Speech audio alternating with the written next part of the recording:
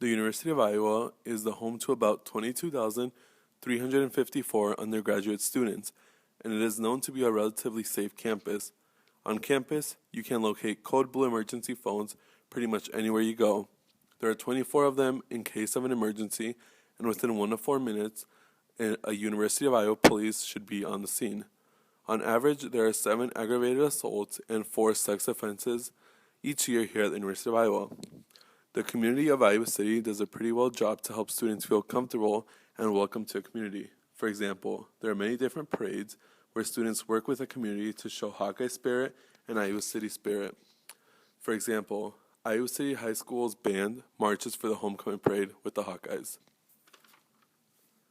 Although as you come to college, you do not expect to ever be assaulted or traumatized by an event, you're here to pursue a goal you have set in mind, but also have fun and make memories. There's always someone willing to talk and help you, though, if something does happen. As we're coming to an end of semester 1, we have all been notified of 9 sexual assaults in only 16 weeks. We may all feel very different in this topic, but the university has came up with a survey, Speak Out Iowa, to understand what we believe and possibly try and decrease the average number. As a student, you receive hawk alerts, which are phone calls or text messages or both, to notify you of what has happened so you can be safe. You can also receive emails. On October 14th, 2007, a girl reported she was sexually assaulted in a Hillcrest room by 2 football players. 36 hours later, she reported it to the Iowa Athletic Department, including Athletic Director Gary Barda, current head football coach Kirk Ferenz, and Associate Athletic Director Fred Mims. Being in shock, she was convinced not to report this to the head authorities, but instead to allow them to do an on-campus investigation. After 3 weeks of the assault, one of the alleged perpetrators moved in 3 doors down from the victim. Being bothered by several people, she reported the incident to her mother. The mother's letters were described to be heart-wrenching since someone was taking action into matter. On a Monday afternoon in November, only 3 weeks after the assault, the mother involved the cops. After that, things started puzzling together.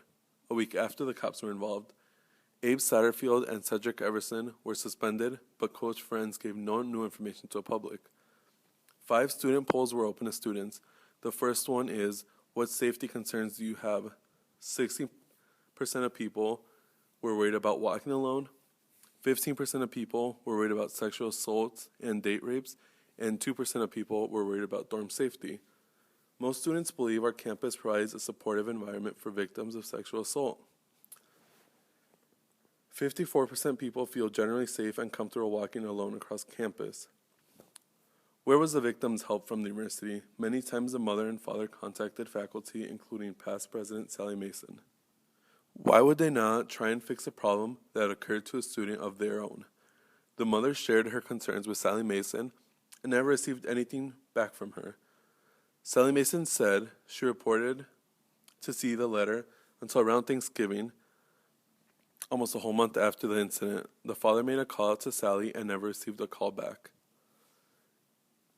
April of 2008, Satterfield was charged with 2nd and 3rd degree sexual abuse, and Everson was charged with 2nd degree sexual abuse. Documents were not allowed to be released to the public due to FERPA, Federal Education Rights Privacy Act, which states if the victim gives no written consent, it is not permitted to be released. In August of 2009, a lower court granted access to reports of alleged sexual assaults. As time went by, it was said Satterfield had intentions to seriously harm and injure the victim.